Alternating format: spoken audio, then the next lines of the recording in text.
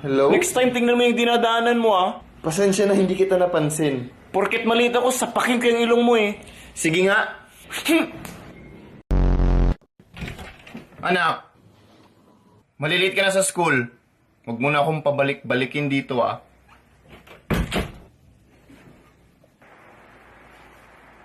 Hindi ka pa babangon, ha?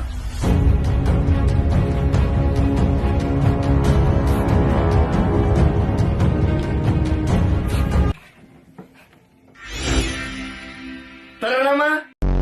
Tyron, sagutan mo nga tong problem dito sa blackboard. Kayo na po ang sumagot niyan, ma'am. Kaya nyo na yan. Bastos tong bata na to. Punta ka sa principal's office. Puro ka utos. Kanina pinapasagot nyo ako, tapos ngayon kung saan-saan nyo ako papuntahin. Kung ikaw kayo utos-utusan ko, ha? O ito, pamasahe. Hugasan mo yung mga plato dun sa bahay. Labhan mo yung brief ko. Gusto ko matuto ng electric guitar. Ako naman gusto ko matuto mag-trumpet. Guys, kain na daw. Mukha kang unggoy. Pangit. Diyan ka magaling. Kaya wala kang kaibigan. Napansin mo pag gumawa ka ng TikTok, ikaw lang mag-isa?